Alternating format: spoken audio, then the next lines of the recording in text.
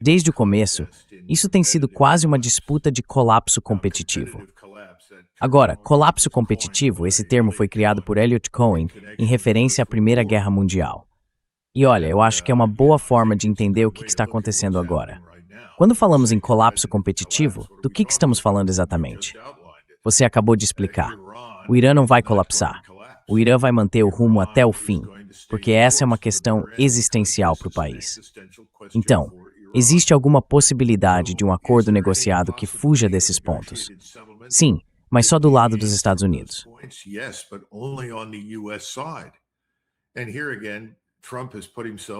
E mais uma vez, o Trump se colocou numa situação muito difícil, porque fez promessas aos seus apoiadores políticos em Israel e também dentro dos Estados Unidos, nesse grupo mais amplo que a gente costuma chamar de lobby judaico.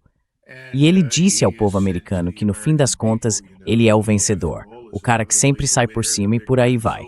A gente passou de uma rendição incondicional para esses 4 pontos. Então, como é que a gente sai dessa? Bem, a gente sai porque não dá para ficar lá por muito mais tempo. Agora mesmo, o secretário Besson está dizendo, não se preocupem, podemos imprimir todo o dinheiro que for preciso e ficar lá o tempo que for necessário.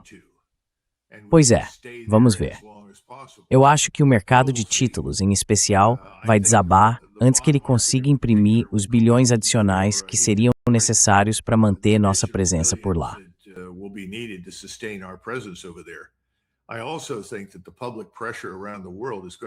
Eu também acho que a pressão pública no mundo todo vai ser enorme. Como eu disse antes, quando você conversa com o Sul Global, quando fala com Pequim, com Moscou, ou com pessoas no Oriente Médio, seja em Ankara, no Cairo ou em qualquer outro lugar, todo mundo tem a mesma posição. O Irã deve manter o rumo. Eles apoiam o Irã. Agora, talvez não apoiem militarmente, mas estão do lado do Irã. E é por isso que nós é que somos responsabilizados pela paralisação, pelo bloqueio. Lembrem-se, até o momento em que atacamos, o Golfo estava aberto. Todo mundo precisa lembrar que fomos nós que causamos o fechamento. Ninguém no Sul Global, nem na China ou na Rússia, está bravo com o Irã pelo que o Irã fez.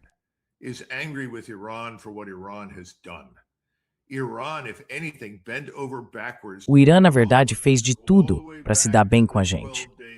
Volta lá atrás, na guerra de 12 dias que terminou com os ataques dos B-2.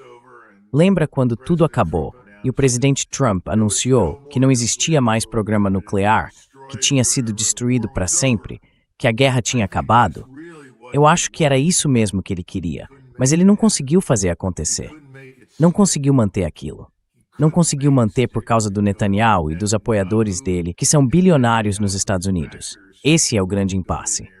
Mas e se o mercado de títulos entrar em colapso? O que acontece então?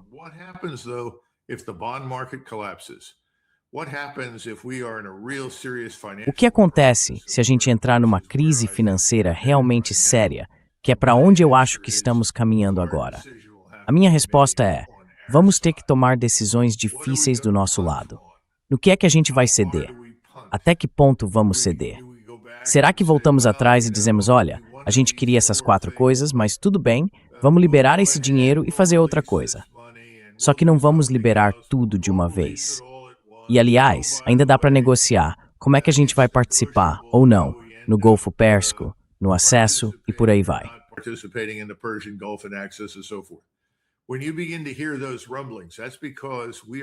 Quando você começa a ouvir esses rumores, é porque estamos com problemas aqui dentro, financeiramente e economicamente. Eu tive a sorte de conhecer vários líderes militares israelenses de alto escalão. Todos eles são muito competentes, ponderados, pessoas sérias. Com o Irã, ainda há uma certa margem de manobra. Dá para chegar a algum tipo de entendimento ali. A situação na Síria é perigosa, mas por enquanto é administrável. O projeto da Grande Israel, para ser bem franco, simplesmente não vai acontecer. E eu acho que isso está cada vez mais claro entre as lideranças de alto nível. Mas existe uma área em que os militares israelenses vão deixar bem claro que não há espaço para concessão. É muito difícil fazer concessões quando se trata do Hezbollah. O Hezbollah é uma ameaça existencial ao Estado de Israel. Hezbollah is an existential threat to the Israeli state. Ninguém pode voltar a viver no norte de Israel até que o Hezbollah seja destruído ou até que se encontre uma forma de encerrar o conflito com eles. No momento, não parece haver nenhuma chance real de um fim negociado para essa luta. O Irã fez agora algo que ninguém mais na região fez. Dizem que a luta deles é a luta de Gaza, e a luta de Gaza é a luta do Irã. A luta do Hezbollah é a luta do Irã, e a luta do Irã é a luta do Hezbollah. Em outras palavras, o Irã surgiu como o líder do mundo islâmico na resistência à supremacia judaico-israelense na região. Não tanto nós, porque, para ser bem franco, nossas bases foram destruídas. Já fomos praticamente expulsos da região do Golfo Pérsico. Poucas pessoas, e acho que essa é uma avaliação honesta, tanto em Washington, em conversas privadas, quanto no exterior, acreditam que nós vamos voltar em peso para o Golfo Pérsico quando a guerra acabar.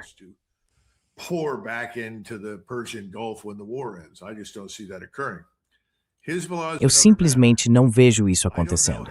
O Hezbollah é outra história.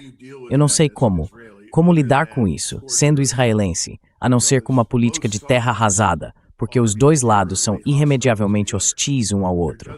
Não parece haver espaço ali. Então, seja lá o que o presidente Trump peça aos israelenses, a única coisa que eu realmente não acho que eles vão fazer é parar os ataques contra o Hezbollah. E eles vão manter o controle da área ao sul do rio Litani.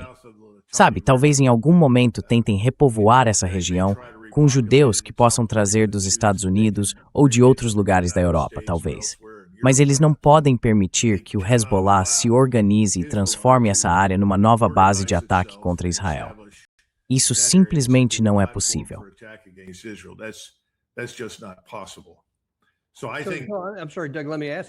Então eu acho que... Desculpa, Doug. Deixa eu te perguntar. Do ponto de vista militar, esse objetivo é realmente alcançável? Porque, olha, eles já tentam isso há muito tempo. E pelo que eu li, militarmente falando, tanto nas operações em terra, no sul do Líbano, quanto no ar, eles estão sobrecarregados e com dificuldade até para manter a estabilidade por lá. Israel consegue atingir isso militarmente?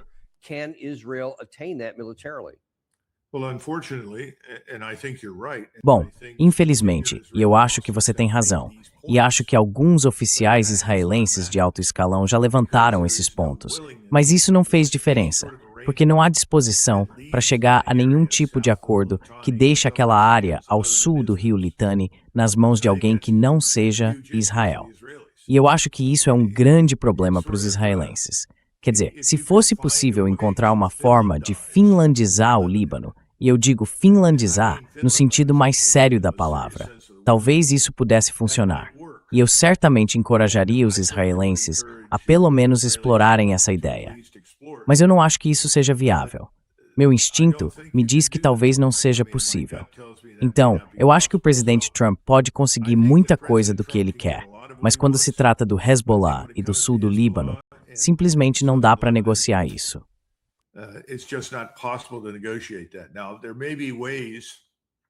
Olha, talvez existam caminhos. Se a gente decidisse buscar uma solução ali, se conseguíssemos nos afastar de todo o resto, ou seja, deixar de lado todas as outras questões que envolvem os israelenses e focar nisso antes de tudo, talvez a gente conseguisse algum avanço. Não sei. Quer dizer, isso vai além do que eu... Enfim, o Aaron David Miller é alguém que você devia convidar para falar sobre isso. Ele tem muito mais experiência nessa área do que eu, e as informações dele estão bem atualizadas. É um problema sem solução.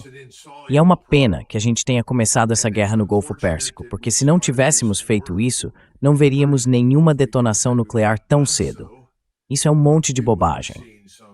Acho que todo mundo sabe disso. Qualquer pessoa com um mínimo de bom senso sabe.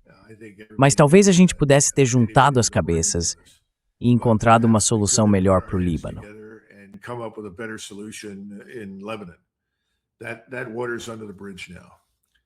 Essa água já passou, então estamos presos nessa situação.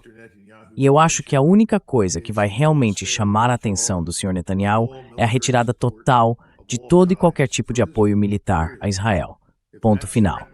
Se isso for ameaçado e depois colocado em prática, sim, ele vai ter a atenção não só do Sr. Netanyahu, mas de todo o Estado israelense. E talvez essa seja a única saída para ele. Mas, de novo, quanto tempo ele acha que vai conseguir se manter no cargo se fizer isso? Pode ser que ele nem espere durar muito. Lembrem-se, eles têm uma influência e um poder enormes aqui dentro do nosso país. Essa é a verdade que quase ninguém diz.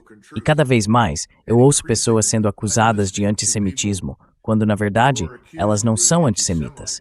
Elas estão apenas resistindo ao poder e à influência judaica dentro dos Estados Unidos. Isso é bem diferente. Não existe hoje, em todo o mundo, um Estado-nação com quem tenhamos cooperado de forma mais próxima, tanto militar quanto diplomaticamente, ao longo do último século, do que o Reino Unido. Nos anos 90, quando eu trabalhava na divisão de planejamento de guerra, a gente analisava as capacidades dos nossos diferentes aliados. Isso foi lá por 1994, 95. E uma das observações era que, olha, os britânicos realmente precisavam estar mais bem equipados e armados para operações futuras do que estavam naquele momento. Naquela época, acho que num bom dia, o exército britânico conseguia mobilizar uns 40 mil soldados para se deslocar e lutar. Hoje eu diria que são 30 mil, ou até menos. Mas mesmo naquela época, era basicamente isso. E não era nem de perto o que a gente esperava ou o que gostaria que fosse.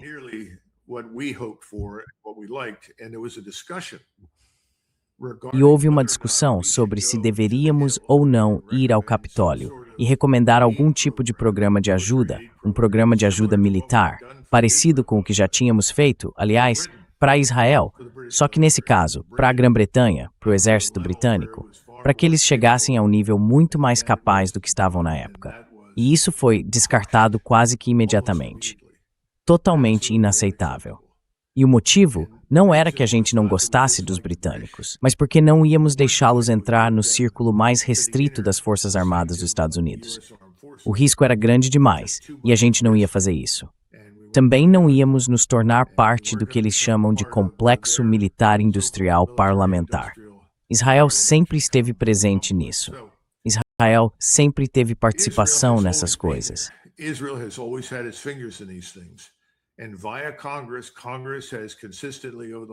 E pelo Congresso, o Congresso tem, de forma consistente nos últimos 25 a 30 anos, pressionado cada vez mais para dar aos israelenses um acesso cada vez maior à tecnologia, a informações, a documentos sigilosos e por aí vai.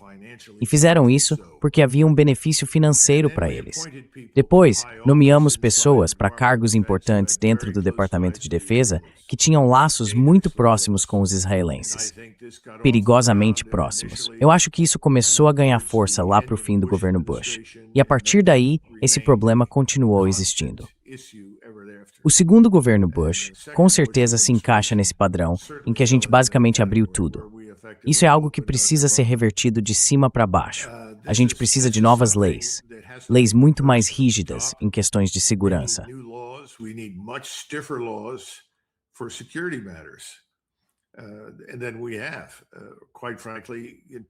E aí a gente tem, para ser bem franco, informação demais vazando, com muita frequência, para gente demais. Ponto. E agora, com esse novo movimento, tudo está em risco. O J.D. Vance está onde está porque, como todo mundo no governo Trump, teve que jurar lealdade à agenda Israel em primeiro lugar, às políticas Israel em primeiro lugar, à mentalidade e ao compromisso Israel em primeiro lugar. Eu acho que ele está vendo as pesquisas. Ele percebe que o vento está mudando de direção. A maioria dos políticos é como biruta de aeroporto. E eu acho que ele está vendo que agora o vento sopra com força numa direção contrária aos interesses de Israel em primeiro lugar. Então ele está tentando se afastar do presidente, mas sem parecer que está fazendo isso. Eu até gostaria de te dar um pouco de otimismo, mas não dá.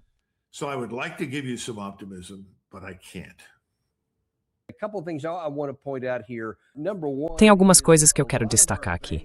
Primeiro, de acordo com o Washington Post, muitas das nossas bases, cerca de 20, foram danificadas ou sofreram prejuízos sérios. Eu não acho que alguma delas tenha sido completamente destruída. Mas a questão é, quando tudo isso acabar, seja lá de que forma for, a gente vai simplesmente voltar e reconstruir todas essas bases. Ou vai ser diferente? Porque agora esse colunista está dizendo que elas viraram um problema para os países que as abrigam e que talvez eles nem queiram mais a nossa presença lá. O que você acha disso?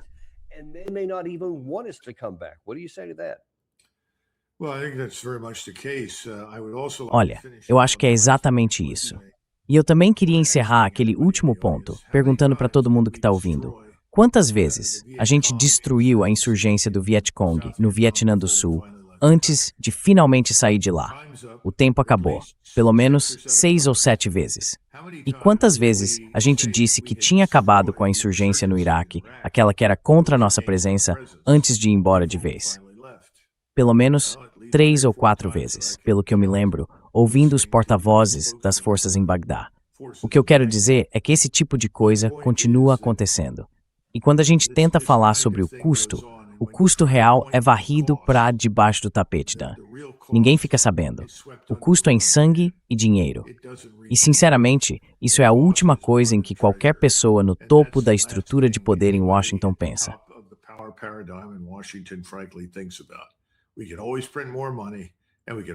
A gente sempre pode imprimir mais dinheiro e sempre pode encontrar mais pessoas dispostas a ir lá e lutar por nós. Agora, sobre essa questão das bases, trata-se de um jornalista coreano. Eu não o conheço muito bem, mas ele é muito articulado. O que ele escreveu é um ensaio extremamente bem organizado e bem argumentado, que basicamente diz o seguinte: algo que a gente já discutiu antes e sabe que é verdade. Estamos lidando com novas potências militares em potencial, com novas tecnologias que estão só agora amadurecendo. A ideia de manter forças terrestres, aéreas ou navais posicionadas à frente se tornou perigosa. Não só para as forças aéreas que ficam ao alcance fácil das capacidades de vigilância e ataque do possível adversário, mas também porque agora colocamos em risco os próprios países onde essas bases estão instaladas.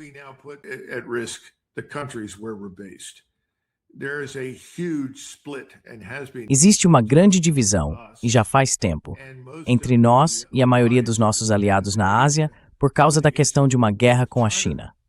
Ninguém na Coreia, ninguém que eu saiba no Japão, ninguém no Vietnã está realmente interessado em uma guerra com a China. Muito pelo contrário, todos querem evitar isso. Todos têm relações comerciais importantes com a China. Eles foram admitidos no mercado chinês e estão se beneficiando disso. Eles não compartilham da nossa visão da China como uma potência imperial, parecida com o Japão do passado, determinada a conquistar a Ásia. Somos nós que falamos, repetidas vezes, sobre uma guerra na Ásia.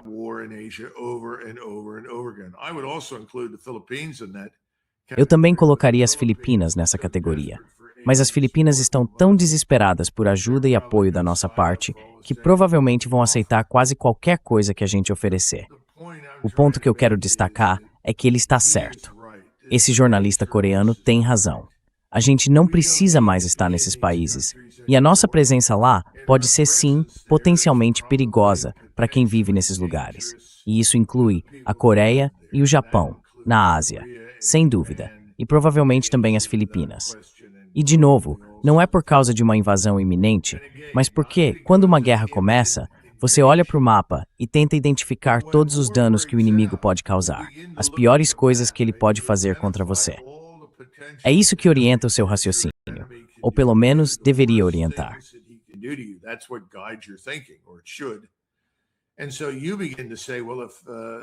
Então você começa a pensar, bom, se essas são as piores coisas que ele pode fazer, o que eu posso fazer para derrotá-lo? E inevitavelmente você acaba arrastando todo mundo para uma guerra. E se você ouviu o presidente Trump, e aliás ele não foi o primeiro, eu vi isso acontecer no governo do George W. Bush e depois com o Obama. A gente está sempre tentando puxar outros países para os nossos conflitos e crises, como uma forma de legitimar o que estamos fazendo. Tipo, você não pode dizer que essa guerra não é justificada. Olha aqui nossos aliados. E como é que isso funciona? Normalmente, você compra o apoio deles. Liga para o exército de Bangladesh e pergunta, do que vocês realmente precisam essa semana? E o exército de Bangladesh responde, a gente está precisando de botas novas. Pronto, vocês terão. A gente paga por elas. E o que mais vocês querem? Bom, queremos que vocês venham com a gente para os Balcãs. Well, we want you to go with us to the Balkans. We want you to go with us to the Middle East. We want A gente quer que você vá com a gente para o Oriente Médio. Queremos isso porque, bom, é assim que as coisas funcionam. A gente começa a comprar apoiadores. Agora, isso vai ficar cada vez mais difícil no mundo de hoje, pelos motivos que a gente acabou de discutir. A natureza da guerra mudou. Hoje dá para atingir um alvo na Península Coreana a mais de 1.000 milhas de distância lá dentro da China e você pode matar todo mundo em volta do alvo, ou não matar ninguém. Depende só do que você quiser fazer. Isso mudou completamente a natureza da guerra e tornou a nossa presença na Coreia e no Japão um possível perigo para os chineses. A gente não gosta disso. O Congresso vai resistir. Tem vários motivos para isso. A maioria tem a ver com dinheiro, mas muita coisa também é vaidade. Uma boa parte do que a gente faz, Daniel, está hipotecada à vaidade. Nós somos mais. Em isso, estimulou SMAM lugar. E a gente está falando dos nossos porta-aviões lá fora, e eles ficam a uns 800 quilômetros de distância para não serem atingidos por nada. Sabe, tá na hora de acordar e encarar a realidade. A guerra mudou. E eu acho que quanto mais esse conflito durar, melhor os iranianos vão ficar. Porque desde a primeira operação de 12 dias, a gente tem visto uma melhora constante nas capacidades deles. Eles estão muito mais preparados agora do que estavam antes. Não tinham their test air Torah.